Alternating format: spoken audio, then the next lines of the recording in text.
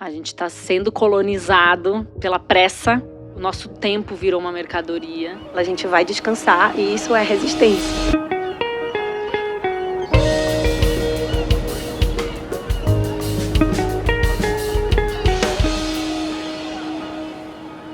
Olá, esse é o Desenrola, um podcast da Summer Hunter. Eu sou a Dandara Fonseca e toda semana a gente vai trazer aqui assuntos que você nem sabia que tinham tanta importância na tua vida. Sempre de forma solar, descomplicada e na companhia de gente que sabe do que está falando. A gente inicia esse episódio pedindo para você refletir. Será que aquela demanda que está te afligindo tanto é realmente urgente? A real é que, a menos que você seja um médico, um policial, um bombeiro ou cuidador de um recém-nascido, é provável que não tenha nenhuma emergência de verdade acontecendo na sua vida diariamente. Ainda assim, o mundo de hoje induz a um senso de urgência que nos leva a concluir tarefas o mais rápido possível para que nos sintamos produtivos, seja nas mais variadas áreas profissionais, seja em casa. No fim das contas, a gente está sempre correndo na rodinha do hamster para cumprir uma lista de tarefas e no final do dia, ficar com a sensação de que não fez nada realmente importante. Não à toa, estamos todos exaustos. Onde essa mentalidade de fazer tudo tão rápido vai nos levar? É possível ignorar aquele WhatsApp de trabalho no meio do jantar e focar em uma coisa só, sem pensar nos outros 1000 afazeres que temos pela frente? Qual a chave para se livrar dessa pressa que, na maioria das vezes, nem precisava existir? Para tentar desenrolar essas questões, eu estou aqui com a Maíra Liguri, bicampeã do Prêmio Webs da ONU. Ela é diretora da Think Eva e da ONG Think Olga, organizações que promovem soluções para as desigualdades de gênero. A Think Olga, inclusive, acaba de lançar o relatório Esgotadas, um estudo sobre a saúde mental das mulheres que vai servir para a gente pensar pontos muito importantes aqui nessa conversa. Maíra, obrigada por estar aqui com a gente. Obrigada a vocês pelo convite. Está aqui no Desenrola hoje também a jornalista, a professora e pesquisadora Michele Prazeres. Ela é fundadora do Desacelera SP, do Instituto Desacelera e do Dia Sem Pressa, iniciativas que buscam democratizar e disseminar conteúdos relacionados ao bem-estar, à saúde mental e ao movimento slow. Mi, obrigada por estar aqui. Estou muito feliz de estar aqui com vocês hoje. Obrigada a vocês pelo convite. Bom, para começar numa vibe mais análise, assim, alguém quer compartilhar alguma urgência que tá martelando na mente nesses últimos dias? Porque às vezes é assim, né? Às vezes é algo muito grande na nossa cabeça e a gente conversa com outra pessoa e percebe, quem saiba, não seja tão urgente assim, né?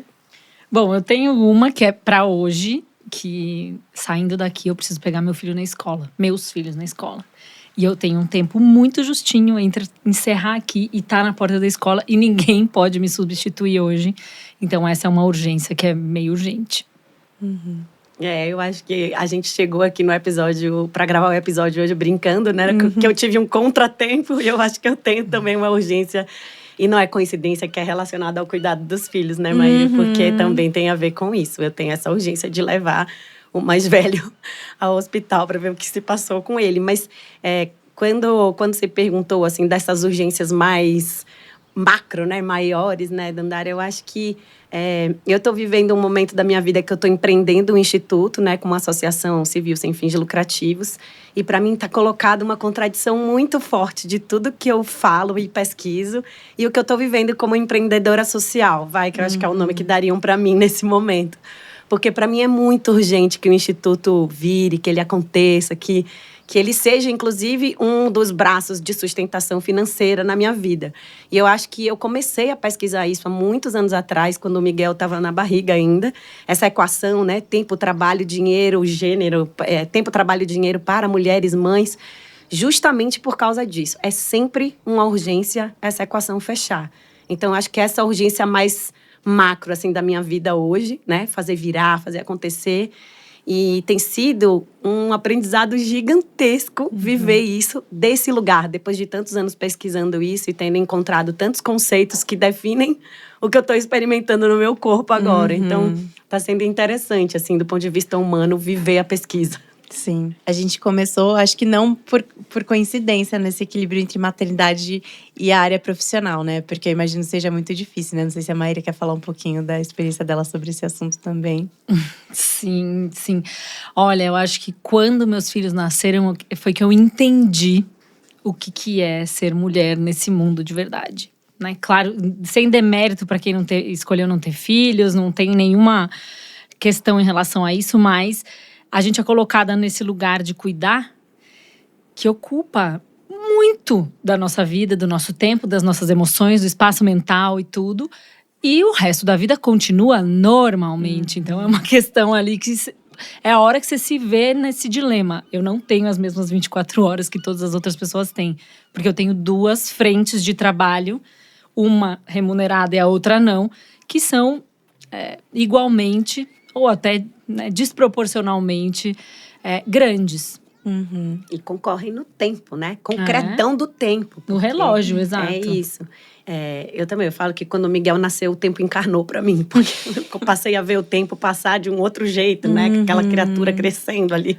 Também. Vocês viram como ele é grande, né? Ele tá maior que eu.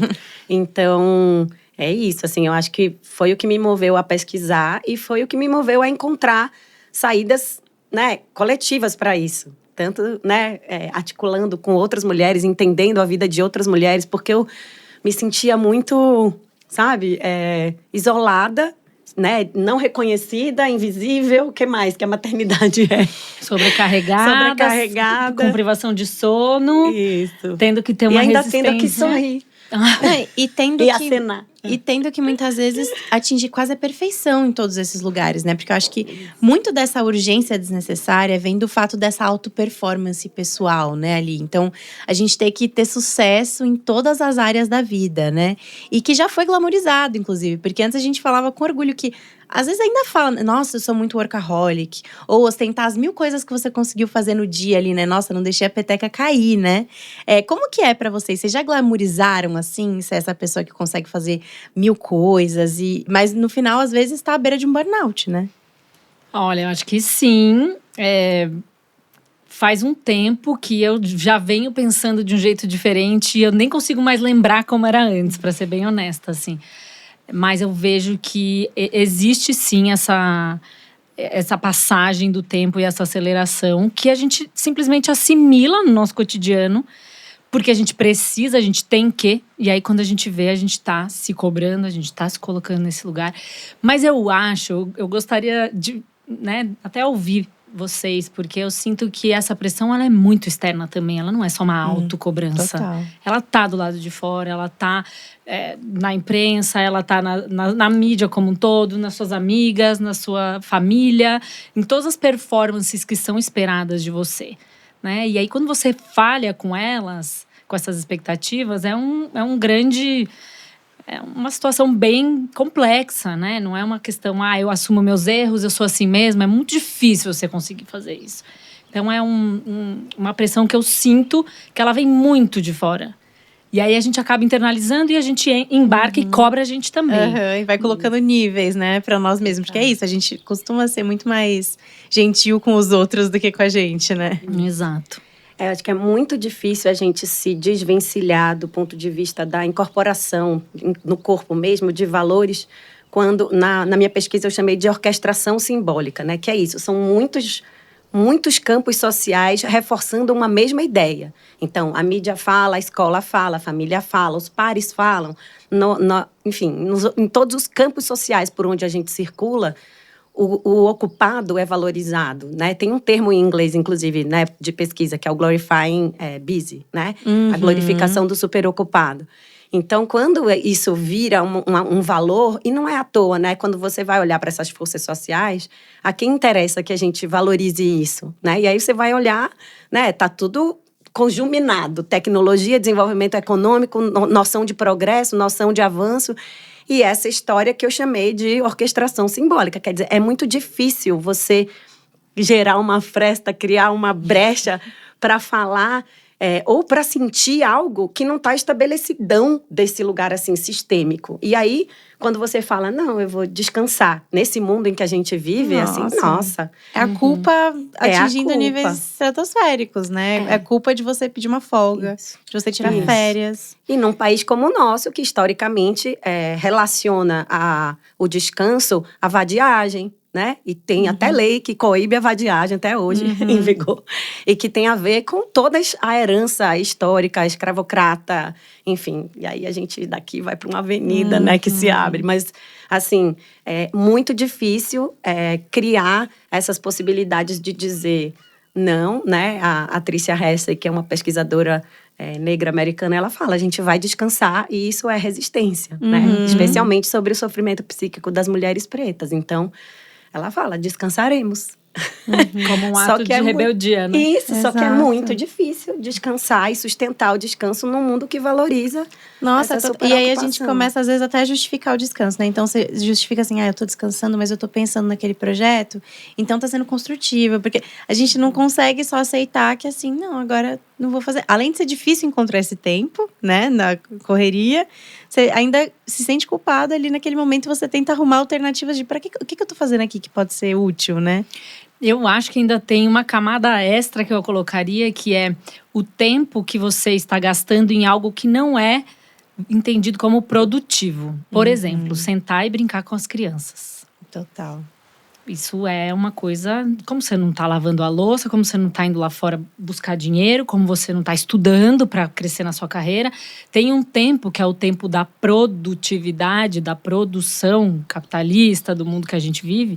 E tem um tempo que é o tempo da vida, que é o tempo do cuidado, que é o tempo da convivência, do comum, né? E que… A Silvia Frederici fala isso, né? Uma filósofa italiana, ela estuda muito essa questão e ela fala o tempo reprodutivo, né?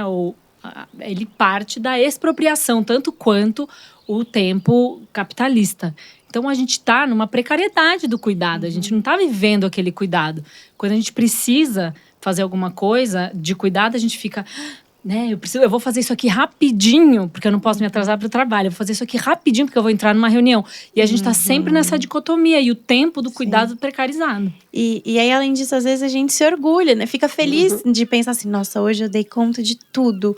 Mas a saúde mental tá no ralo, indo no ralo, né? E a gente tá feliz, né? É aquela falsa felicidade de pensar assim, nossa, eu consegui fazer tudo, sou incrível, né? Mas são percepções totalmente forjadas nesse ambiente de valores, né? E aí, uma das coisas que eu trago, assim, para as minhas pesquisas, para os meus conteúdos, é isso. Tipo, é uma potência tão forte de apropriação de tudo que a gente tem falado, que o descanso também já entra na chave da produtividade. Então, o descanso vira engrenagem da vida útil. Então, você vai descansar para ser mais produtiva. E não você vai descansar porque você é uma pessoa e precisa descansar.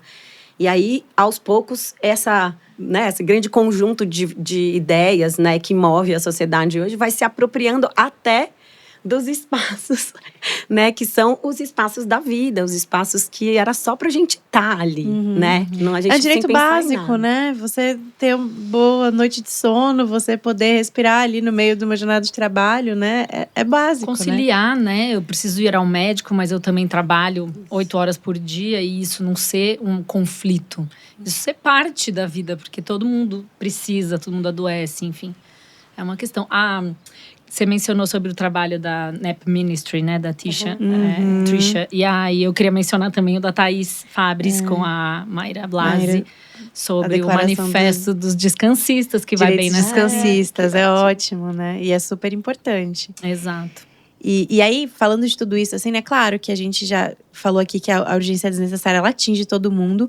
Mas não tem como negar que ela acerta em cheio nós, mulheres, né? Porque, enfim, infelizmente ainda recai sobre nós a maior parte do trabalho da casa. Inclusive a carga mental, né? Que são aquelas funções mais invisíveis. O cuidado dos filhos. E tudo isso tendo que ser uma profissional incrível. Uma pessoa boa, amável, simpática, enfim… Tudo, né? E cansa muito, né? Maíra, a Think Olga acabou de lançar agora, né, esse novo relatório, o Esgotadas, que fala muito sobre a sobrecarga das mulheres. Queria que você compartilhasse com a gente, assim, um pouquinho os principais pontos que vocês encontraram no relatório, enfim. Claro, claro. A gente já sabia, né, que as mulheres estavam esgotadas. Acho que não é uma novidade. A gente está muito em contato, né, com a nossa comunidade, as nossas leitoras e… A gente já sabia, mas a gente não tinha ainda entendido onde é que está, numericamente, a principal questão. Né? E aí a gente já começa, assim, um cenário pré-pandêmico, em que a gente, de 7 a cada 10 casos de ansiedade ou depressão, 7 eram entre mulheres, 7 diagnósticos. E a gente fala, puxa, por que né, as mulheres estão adoecendo mais? Não é que a gente está adoecendo mais, a gente está adoecendo diferente. Os homens, quando eles adoecem, eles escapam para os abusos de álcool ou substância, né? Aí os números se invertem e eles é que protagonizam esses dados.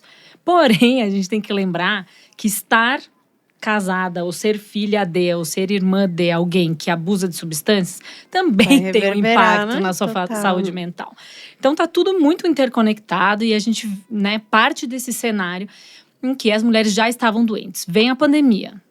A gente se vê ali sem rede de apoio nenhuma, tendo que performar no trabalho remunerado igualmente, tendo todas as demandas de casa, sem avós, sem escola, sem creche, sem apoio de alguma trabalhadora doméstica, os lares, né, encapsulados ali, e as mulheres tendo que dar conta de tudo. E aí, quando a gente lança essa pesquisa, a gente falou com 1.078 mulheres do Brasil todo e a gente conseguiu uma amostra, uma amostra representativa. Então, quando a gente fala desses números, a gente está colocando proporção de regiões, de idade, de classe social e até raça para conseguir fazer os cruzamentos adequados. Então, a gente tem aqui esse cenário do Brasil que trouxe uma visão mais clara, por assim dizer, né, sobre o estado das mulheres. 45% das mulheres possuem um diagnóstico. As outras 55% que não possuem um diagnóstico não significa que elas estão ótimas, né? Então é bom a gente fazer esse paralelo.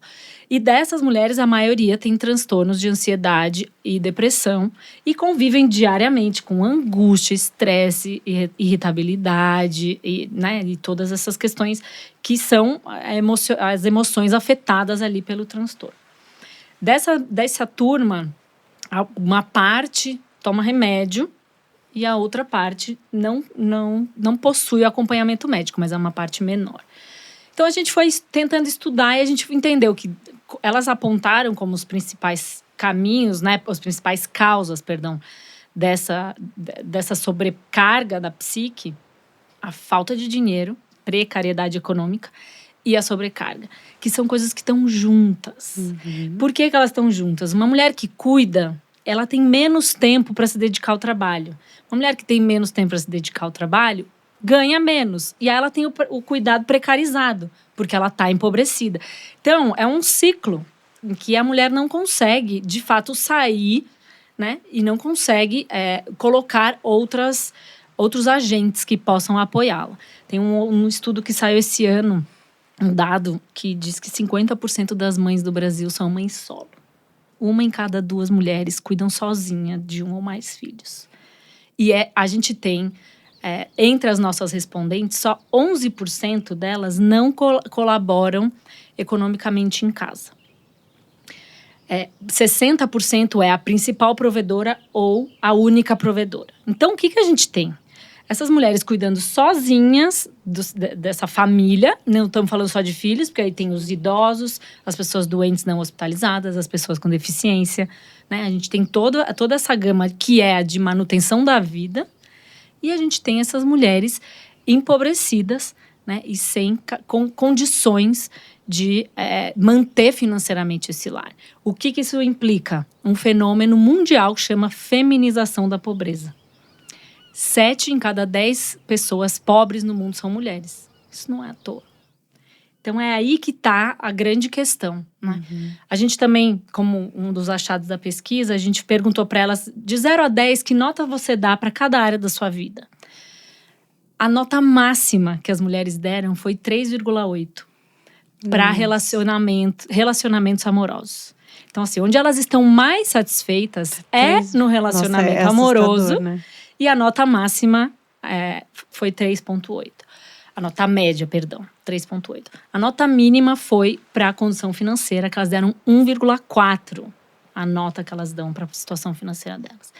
Então, gente, é um nível de insatisfação que não está calcado num lugar de escolha pessoal. Eu estou insatisfeita porque eu gostaria de mais. Não, é no lugar da precariedade. E é com essa lente que a gente tem que olhar, né? Muito tentando desvincular a questão do indivíduo insatisfeito e sim as causas dessa insatisfação. O que está colocado ali, né? Que a gente acabou de falar. É muito interessante isso, porque é isso, né? Às vezes a gente pensa nessa sobrecarga porque a gente tá indo atrás de muita coisa, mas na verdade é uma sobrecarga de necessidade, né? É necessário estar nessa sobrecarga, né? E é super importante esses dados desse estudo, assim, a gente… Fiquei chocada, eu contei para Maíra aqui nos bastidores, eu estou chocada e ao mesmo tempo, cara, que bom que tem esses números para a gente olhar para isso sistemicamente, porque a gente que trabalha com esses temas, né, do cuidado, do bem-estar, da saúde mental, são temas carregados de uma… carregados de uma carga é ótimo, né, mas é isso, eles são tem essa carga da individualização e da elitização. Então, assim, a gente já entendeu que bem-estar é importante, mas quem que acessa isso no Brasil, né? Wellness, né? Wellness, well-being, enfim. A gente já entendeu que saúde mental é importante, mas quando a gente leva isso para o lugar das escolhas, quem é que pode escolher? Então, não é uma questão de escolha. E acho que o que esse estudo, o Esgotadas, traz… ilustra muito assim as diferenças de condição de tempo, de condição temporal, né, como eu chamo na minha pesquisa, que do ponto de vista mais teórico eu vinha trabalhando. Então o estudo ele é um presente, assim, apesar de ser esse terror que ele revela, é uma tragédia, né, a vida das mulheres. Mas é importante pra gente pensar tudo, políticas públicas, iniciativas, né? Isso, e para você desvendar alguns mitos, tipo, numa pobreza que resista a 14 horas de trabalho, gente, isso é nojento, sim, entendeu? Decente. Ai, todo mundo tem as mesmas 24 horas, poxa, sério, velho? Aí isso daqui vem mostrar que todo mundo tem as mesmas 24 horas, as mulheres trabalham com cuidado uma média de 10 horas por dia, então as mesmas 24 horas para quem? Né? Então, assim, essa história da gente ter uma meritocracia relacionada ao tempo, né? Eu chamei de cronomeritocracia, que é assim, basta escolher. Não, não é verdade. Tem as mesmas 24 horas. Não, não é verdade. Basta se organizar. Nossa. Gente, não tem raiva maior que eu planejamento, sinta. Isso. Né? E aí isso gera uma coisa… absurda, que é um efeito reverso, que é assim, uma sensação nas próprias mulheres de quando elas não conseguem se organizar, de que elas falharam. Então elas sentem culpa por descansar e elas se sentem frustradas e decepcionadas com elas mesmas quando elas não conseguem, sei lá, respirar, fazer uma pausa. Então, ela não está dando conta. E não é verdade isso. Isso é uma condição, isso Total. não é uma questão individual. São aquelas frases que a gente escuta, né? Meritocrática, super de assim, quem faz é você que tem que correr atrás. E não tem nada Trabalhe a ver, enquanto né? eles dormem. Exato. Acorde mais cedo para fazer meditação. Você fala, pô… E aí a gente vê esses dados, né? Eu acho que eles são muito importantes também pra gente pensar em alternativas, né? Então, Mi, você se tornou uma voz importante, né, ali sobre o movimento slow, né? Que consiste basicamente em viver a vida num tempo saudável pra gente. Eu acho que não é nem com mais calma, né? Num tempo saudável. Queria saber, assim, queria que você contasse um pouquinho quando você começou a pensar sobre isso, contasse um pouco das suas iniciativas pra gente. Legal, obrigada pela oportunidade. É isso, eu comecei a pensar nisso quando eu engravidei do Miguel. Na verdade, foi antes de engravidar do Miguel, que meu terapeuta falou pra mim, olha, não tem espaço para um filho nessa agenda, tá? E aí eu era justo essa pessoa, né, que eu não glorificava o ocupado, mas eu me achava muito legal por eu ser muito ocupada. Então, eu trabalhava em organizações da sociedade civil, eu super ativista, super militante, eu também, né, tipo, me orgulhava de falar que eu acordava às 6 da manhã para fazer natação e que depois ainda dava conta de tudo. E aí é isso, acho que a chegada do Miguel, desde antes dele chegar, já abriu, assim, um fosso relacionado a essa coisa de uma agenda lotada e tal. E eu falei, gente, que cafonice, como que eu fui capaz, sabe? Tipo, e aí eu revi muita coisa, bem dessa experiência individual, de quem teve privilégio de tempo para poder fazer isso. Então, eu reconheci os meus privilégios e acho que desse lugar de privilégio eu falei, bom, então eu vou começar a contar essas histórias. Porque eu acho importante, quanto mais a gente falar sobre o tempo desse jeito, mais a gente vai conseguir transformar as estruturas, que sempre foi o meu barato, né? Assim, como ativista, eu sempre acreditei em experimentações que propiciam as transformações mais sistêmicas. E aí eu criei um blog, na época era blogueira, né? Hoje é influencer, mas eu fui blogueira. E eu tinha um projeto sobre mães empreendedoras, que eu contava a história dessas mulheres e como que elas conseguiam transitar de carreira. Na verdade, eu contava como essas mulheres eram expulsas do mercado de trabalho após serem mães. E não era uma escolha delas, era a saída que elas encontravam, porque elas queriam estar com seus filhos, fazendo esse trabalho de cuidado de uma forma mais presente. E o empreendedorismo era uma saída, mas não era era uma escolha genuína desse lugar, assim, nossa, sempre sonhei em fazer isso. E aí é isso. No final, eu descontinuei esse projeto, porque eu entrei, né, num trabalho fixo, numa escola de jornalismo. E aí eu não consegui conciliar, veja bem por quê. Porque eu, né, priorizei o trabalho remunerado ali e tal. Terminei meu doutorado, entrei nessa escola, fiquei um bom tempo lá dando aula, que era a minha principal atividade, e fui fazer o Desacelera meio no tempo que dava. Então, eu criei o guia, né? E aí as pessoas olhavam o guia, que é a coisa mais linda do mundo, elas me falavam, olha, desculpa, você criou um guia, mas não dá pra gente ir nos lugares, porque não dá pra desacelerar em São Paulo. E aí eu comecei a acordar um pouco para essa história de que era uma questão sistêmica. Aí eu trouxe isso para minha pesquisa, então no pós-doc eu fui olhar, né, para comunicação e tecnologias e fui trazendo isso pro Desacelera São Paulo, né? Então criei um evento que era um dia de pausa para a cidade, um evento de sensibilização um pouco mais geral, a Escola do Tempo, então a gente faz letramentos temporais, a gente ajuda pessoas a entender melhor a relação com o tempo. E eu acho que a vida do Desacelera foi acontecendo um pouco na medida em que essas novidades iam se apresentando para mim. Até esse momento da pesquisa onde eu tô, né, que aí nasce o Instituto com essa missão de democratizar o cuidado, o bem-estar e a saúde mental, porque eu cheguei nesse lugar da cronomeritocracia. Falei, tô fazendo um monte de coisas muito legais, mas por que isso ainda não chega onde tem que chegar? Por que essa agenda ainda é tão elitizada, tão individualizada e tão fragmentada? Então, a gente precisa de força para fazer o bem-estar, a saúde mental, o cuidado serem direitos acessíveis para quem mais precisa. E quem mais precisa não é necessariamente quem está podendo escolher, né?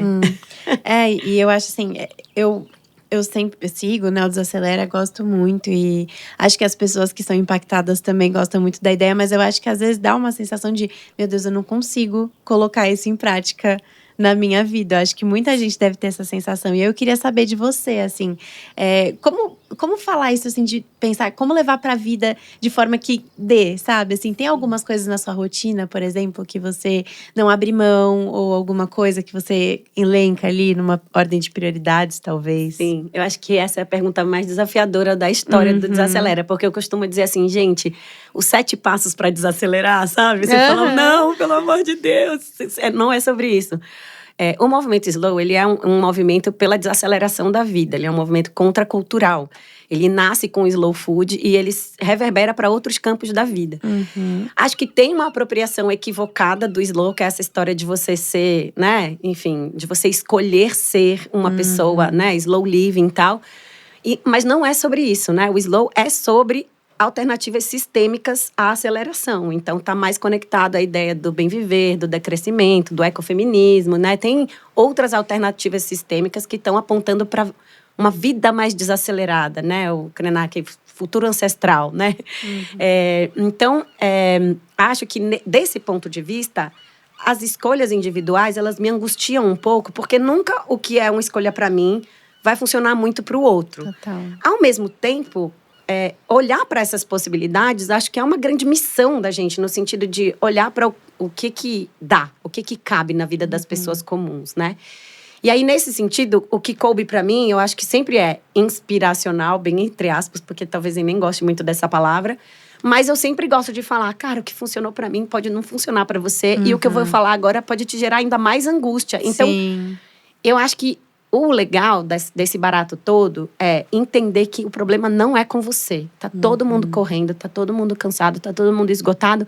E isso tem a ver com esse modo de vida refém da produtividade. Então, assim, esse já é o abraço. Aí depois sabe, olha para o seu dia a dia, vê para onde você tá. A gente chama de alocação temporal, né? Para onde você tá dedicando o seu tempo. Tem alguma coisa que tá te deixando insatisfeita, mas que você sente que você pode transformar?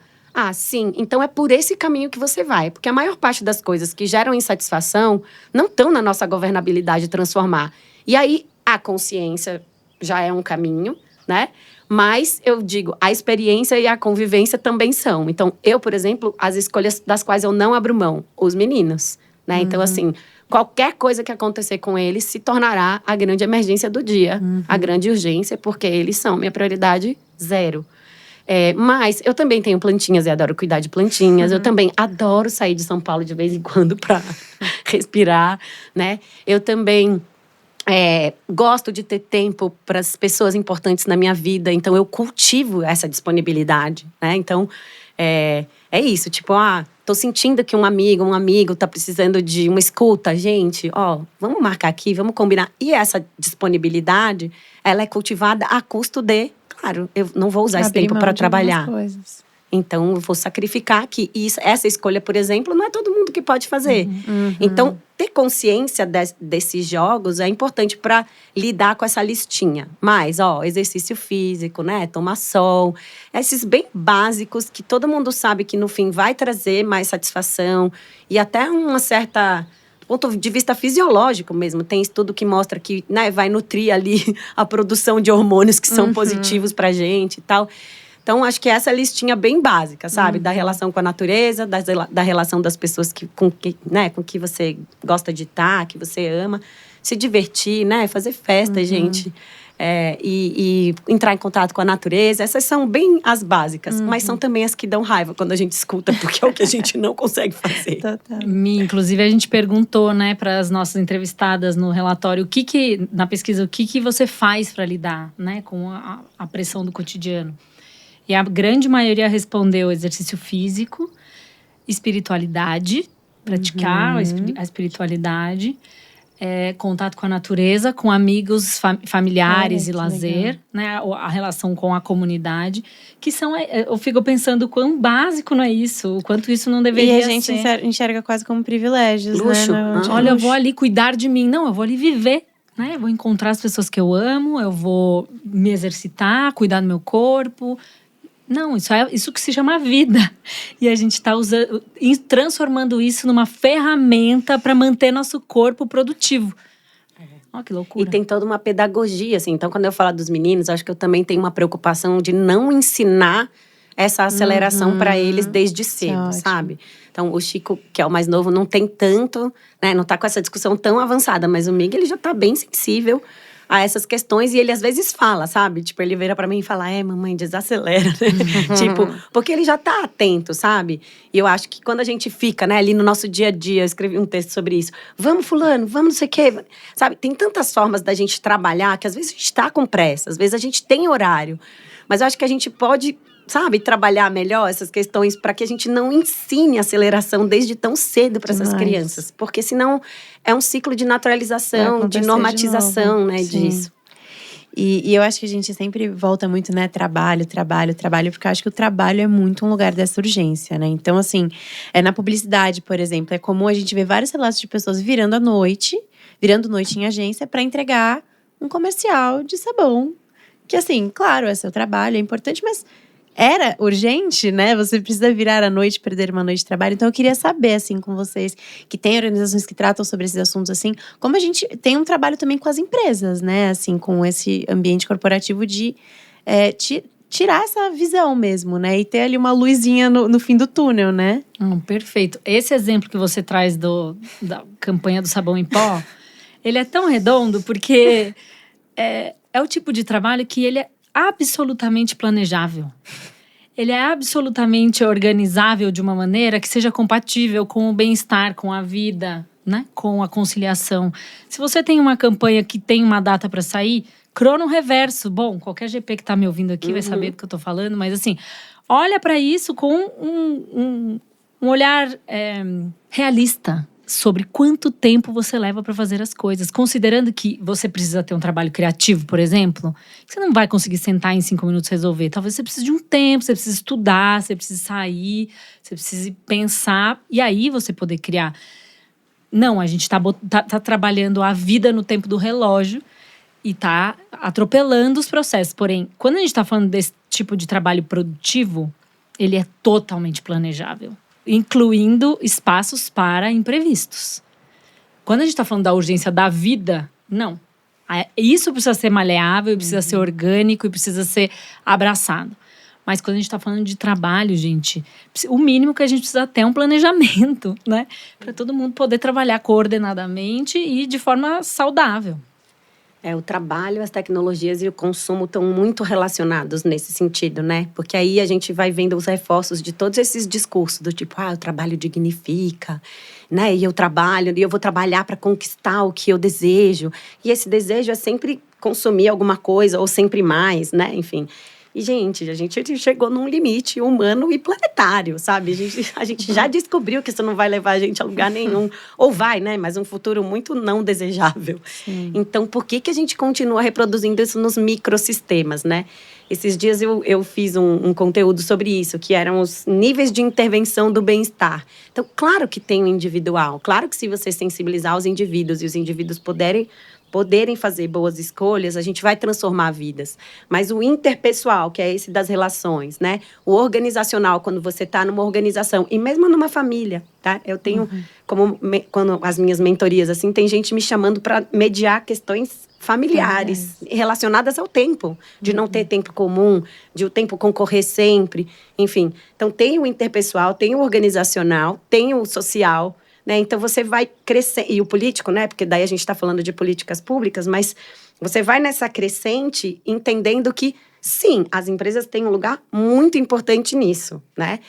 Primeiro, nessa engrenagem, que tem a ver com esse lugar do trabalho, que o Byung-Chul Han escreveu Sociedade do Cansaço, pensando nisso, né? Do tipo, o trabalho virou o eixo totalizante da nossa vida, o que ele fala, né? A gente trabalha 24/7, pós-pandemia, então, nem se fala. Todos os limites cruzados, né? Exato. Então, acho que as empresas têm um pouco esse lugar e tem o lugar do cuidado muito concreto com as pessoas, que não pode ser para que elas sejam mais produtivas. Tem que ser porque elas são pessoas. Então, porque senão vira um cuidado pontual, né? Para cuidar daquela pessoa apenas para que ela não adoeça. Porque já está também provado estatisticamente que as pessoas adoecem mais e a empresa ganha quando ela investe no bem-estar dessas pessoas. Então, para mim, tem esse papel.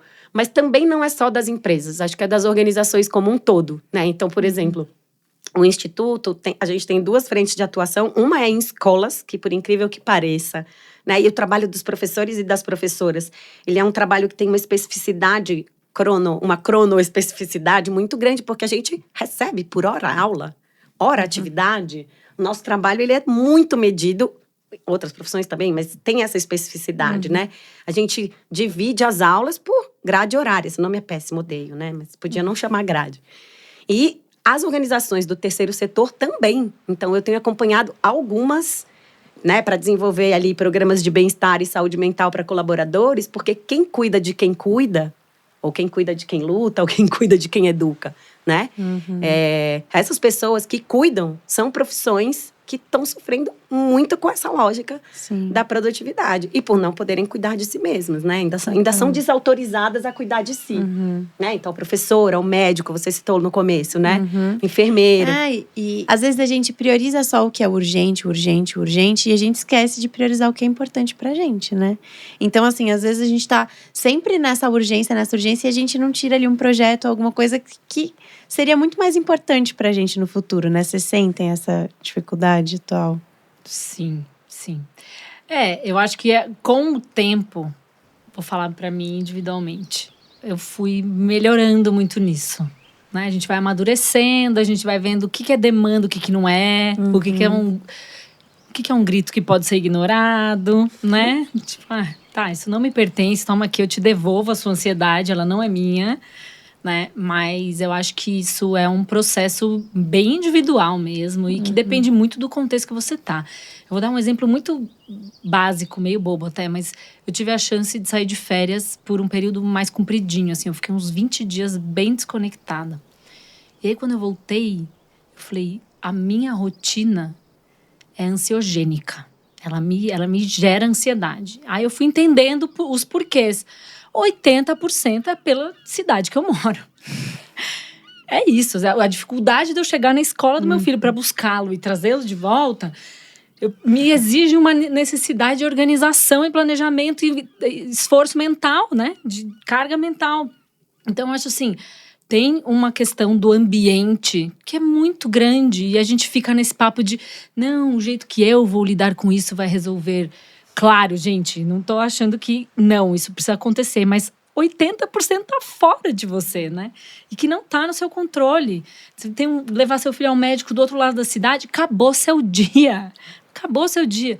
Não dá pra gente normalizar essa vida que a gente leva em São Paulo, sabe? E eu tô falando especificamente de São Paulo, mas eu sei que em outras grandes cidades capitais também é assim. Total. E é super importante essa história do ambiente, Maria, porque o que eu sinto, assim, óbvio que eu acredito que a gente é capaz de transformar essa realidade, que a gente, né, que a gente já está fazendo muitas coisas e tem iniciativas maravilhosas que estão alertas, né? Mas eu acho que como humanidade, assim, e eu falo, né, que o desacelerar não é o ser devagar, é o sair do automático. Mas o desafio tem sido sair do automático e o sair do anestesiado. Porque a sensação que eu tenho hoje, se você me perguntar, eu acredito num futuro lá na frente em que sim, vai melhorar. Mas hoje eu te diria que ainda vai piorar muito antes de melhorar. Porque a sensação que eu tenho é de que a gente não está mais só no automático. A gente está realmente anestesiado. E anestesiado a gente vai indo. E a gente vai indo além. A gente vai indo além do limite. Porque essa história do... Às vezes o ambiente não te deixa reconhecer os sintomas. Então, é isso. No trabalho que a gente faz com organizações, com empresas, as pessoas querem ajuda para reconhecer que aquilo dali é o corpo pedindo ajuda. Poxa, você falar aqui essa história, né, de que a gente se sente improdutivo no final de um dia tão longo. Nossa, isso é sintoma de cultura acelerada? Eu falo, gato, então, sim. Então. A pessoa não tem condição psíquica, mental, espaço, para entender que aquilo é um sintoma de algo que está externo, mas que está afetando diretamente a experiência dele como ser humano, né? Então, olha só que louco. E eu acho que vai piorar antes de melhorar. Eu ainda acho que vai melhorar. Que bom. E é muito interessante, tem um estudo até que mostra que as pessoas, elas têm mais tendência, elas gostam mais de realizar tarefas rápidas, que elas podem dar um check. Então, você dá um check de cumprido, do que realizar uma tarefa mais importante, que você traria mais prazer, traria mais resultado para você. Porque é isso, tá tão na nossa cabeça que é isso, a gente só quer marcar o feito. A dopamina, né? Dopamina. Exato. E aí, vocês estão falando de ambiente, né? Eu acho que sim, tem o ambiente da cidade. E aí, além do ambiente da cidade, hoje tem o ambiente digital, né? Que, enfim, a gente sempre vai e volta, que a gente volta para redes sociais, internet, mas é que mudou muito a nossa vida, né? E eu acho que é um grande impulsionador dessa urgência, né? Como vocês lidam, assim, com ter pessoas queridas, por exemplo, no WhatsApp para responder, que sempre vai ter alguém ali esperando uma resposta, 1000 e-mails na caixa de entrada esperando o retorno. Como que é para vocês, assim, esse ambiente digital? Bom, para mim é curioso que eu contava para vocês aqui no bastidor que as pessoas elas me pedem desculpa quando elas me pedem uma coisa urgente. Eu falo, gente, mas eu vivo nesse mundo. Não é porque eu falo de desaceleração que a minha vida é de boa, não. Eu sou mãe solo de 2 em São Paulo, tá? Enfim, então assim, é super corrido e tal, mas eu acho que é isso. Eu acho que como eu falo sobre isso o tempo todo, eu lido bem com as tecnologias, eu não tenho notificação no meu celular. Eu aviso as pessoas, do tipo, te ouvi, te li. É urgente, porque senão eu vou voltar nessa mensagem 9h da noite, tudo bem? Ou se você precisar falar, me liga. Então, assim, eu desenvolvi um jeito ali de lidar. Eu tenho 3 ou 4 horários no dia que eu olho o WhatsApp, assim, para olhar todas as mensagens. Aquelas olhadas rápidas, eu só vejo se tem mensagem, assim, tipo, sabe, mãe, irmã, os pais, né, dos meninos, ou a escola, né, enfim. Então, eu tenho um jeito de lidar com o celular, que eu acho que é o aparelho mais expoente dessa relação super tóxica da urgência, que é um jeito meu, de novo, né? Pode ser que não funcione para outras pessoas. E eu me organizo muito no dispositivo computador. Então, tudo que é de trabalho, eu vou me mandando para uma listinha ali de tarefas e eu só faço quando eu tô na frente do computador. Porque eu acho que tem uma coisa de um condicionamento físico, e aí é muito meu, que no celular eu não consigo ter dispositivo de presença para resolver algumas tarefas. Então, eu me mando por e-mail e resolvo na frente do computador. E algumas coisas mais urgentes, óbvio. E aí, eu tenho um hábito de, quando eu tô com os meninos, e às vezes acontece, né? Eu tô lá naqueles períodos da semana que são, tipo, meu com eles. Eu converso com eles. Gente, olha só, pintou um imprevisto aqui, eu vou ter que olhar o celular 5 minutos, é o meu momento. Eles já sabem, os dois, eles já falam. Já sei, mamãe, é o seu momento.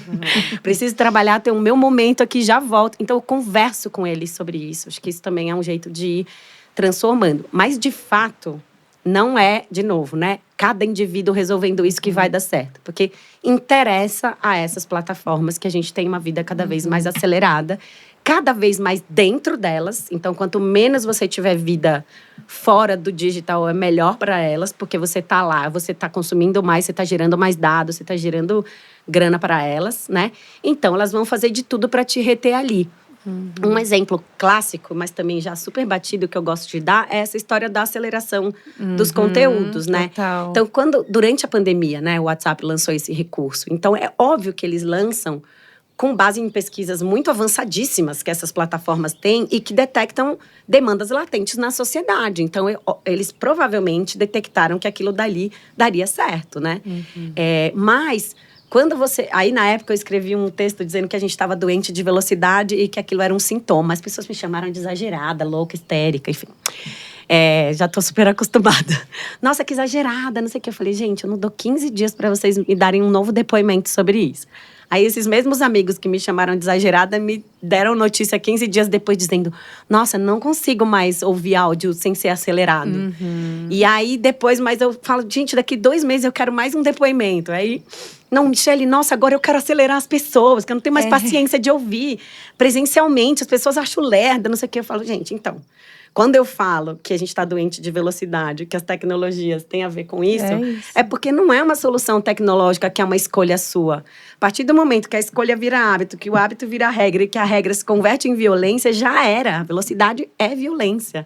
E aí você começa a achar o outro lerdo, e você começa a achar que o outro ficou para trás, porque não acelera também. Então, quando a gente fala que as tecnologias aceleram a experiência, tem a ver com isso. Assim, pode parecer que você está só se relacionando com uma ferramenta, mas existe todo eu chamo de currículo oculto, que vem junto com isso, e a velocidade é um dos componentes desse currículo. Então, não adianta você achar que não vai, porque vai, né? E aí, dá pra gente fazer escolhas individuais para se relacionar melhor?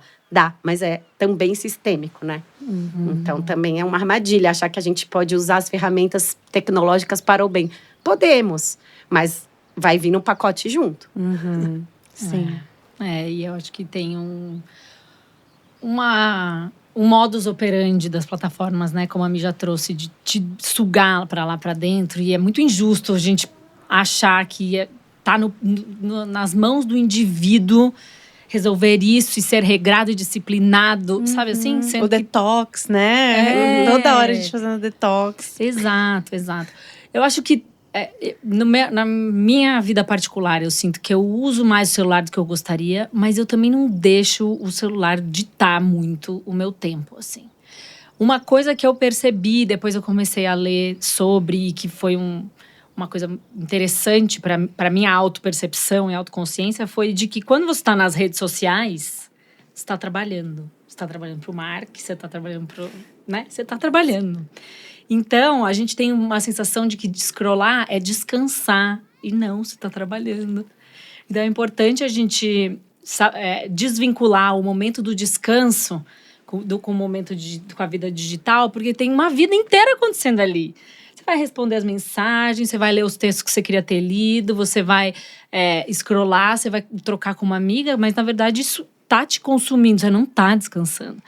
Isso tudo precisa acontecer, a gente vai fazer, não estou aqui pregando o fim de nada, mas é ter o enquadramento correto. Isso é trabalho, isso não é descanso. O data is labor, né? Gerar dado é trabalho, então somos todos trabalhadores de plataformas, em uma ou outra medida. E aí, para finalizar o nosso papo sobre o assunto, queria saber se vocês têm mais, acho que não é nenhuma dica, mas é algum recado, assim, sobre essa urgência desnecessária, talvez uma luz no fim do túnel. Eu acho que a gente ainda tem um caminho para avançar em termos de legislação, em termos de regulação. A gente está sendo colonizado, né, pela pressa. O nosso tempo virou uma mercadoria e o nosso tempo ele é a própria vida. A nossa vida não pode ser uma mercadoria, né? A gente tem que viver e encontrar meios para isso dentro do capitalismo. Ou seja, a gente vai ter que trabalhar, a gente vai ter que produzir. Eu não estou aqui, né, pregando nada diferente disso. Mas o tempo da vida não pode ser tão colonizado. A gente tem que ser dona do nosso tempo dentro do que é possível, né? É uma coisa boba que eu que eu às vezes me incomoda, assim, quando eu tenho filho pequeno tem festas infantis todo final de semana. Gente, sim. E às vezes eu me dou conta que eu tenho daqui até o próximo mês e meio, todos os meus fins de semana planejados. Tudo já tá ocupado e tudo já tem uma função ali. Eu vou, tem essa festa, tem essa coisa, evento da escola, blá, blá, blá. E eu fico muito incomodada, porque eu não me sinto dona do meu tempo. Eu não gosto do calendário mandando em mim. Durante as 8 horas produtivas do dia, beleza, tem que ser assim. As outras horas eu não gosto de estar com tudo tão tomado. E é isso, né? Viver em comunidade também exige que você participe e tudo mais. Então, dicas não tenho, mas eu tenho vontades de que a gente encontre maneiras para reaver a autonomia sobre o nosso tempo. Muito bom. Eu acho que eu vou mais ou menos assim no mesmo caminho, mas assim, na minha pesquisa eu tenho tentado ler autoras principalmente, mas gente que pensa, né, que está no sul, né? Eu acho que no sul global. Acho que as alternativas sistêmicas que eu mencionei, elas vão vir desses lugares, sabe? Do tempo pensado de um outro jeito, do tempo gestado de um outro jeito. Não é sobre cronos, não é sobre controle, né? Essa ideia da gestão do tempo que faz a gente acreditar que basta a gente se organizar, então a gente tem que planejar no calendário, lá.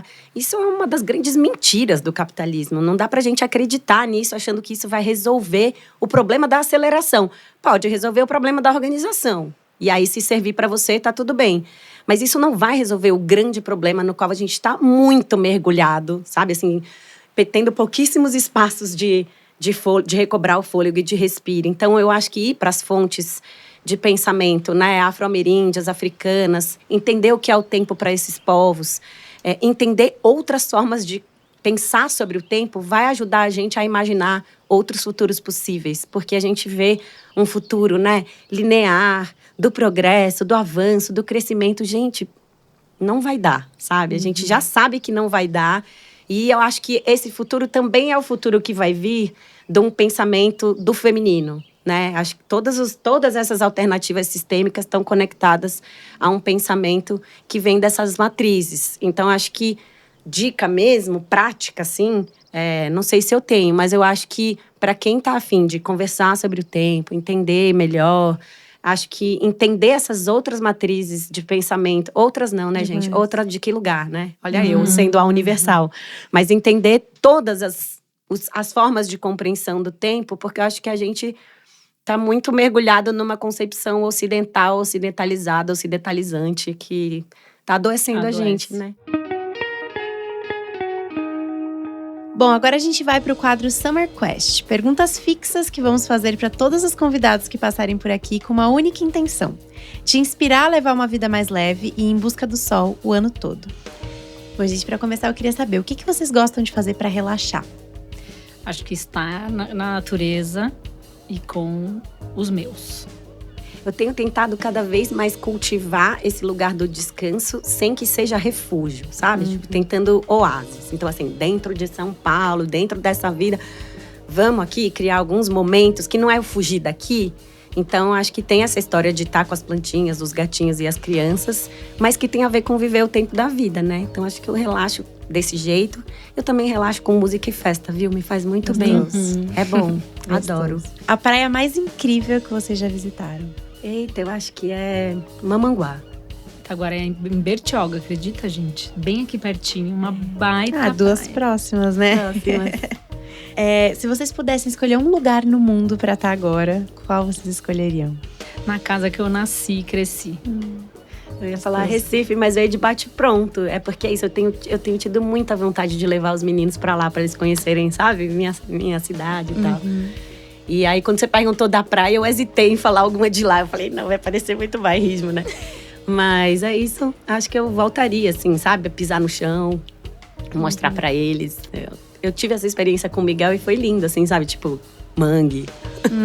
Então, eu tenho vontade de fazer isso com o Chico também, mas ainda não coube. Gostoso. Tô bem aqui, tô feliz. Mas se eu pudesse escolher estar em algum lugar relaxando, talvez eu estivesse em casa, tipo, na minha casa natal.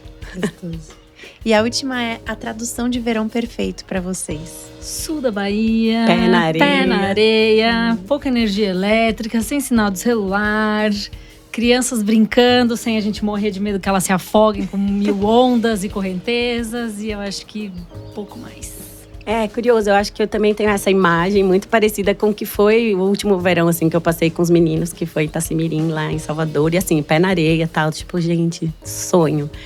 Mas eu acho que eu tenho feito bastante essa reflexão sobre o dentro e o fora. E como que a gente, às vezes, atribui essa coisa do relaxamento a um lugar onde a gente pode estar. E, na verdade, também tem a ver com a gente cultivar coisas internamente, né? Mas eu acho que o verão perfeito, independente do lugar, pra mim, ele é pé na areia, assim, na beira da praia. Porque a praia é um negócio que faz muita falta na minha vida, gente. Imagina. E com as crianças brincando livremente, com os adultos também, sabe? Socializando de boa e a gente sem grandes preocupações com hora de nada. Enfim, acho que esse é o verão perfeito. O verão do tempo da vida. Bom, gente, queria agradecer demais vocês por esse papo. Foi muito bom e importante. Muito obrigada.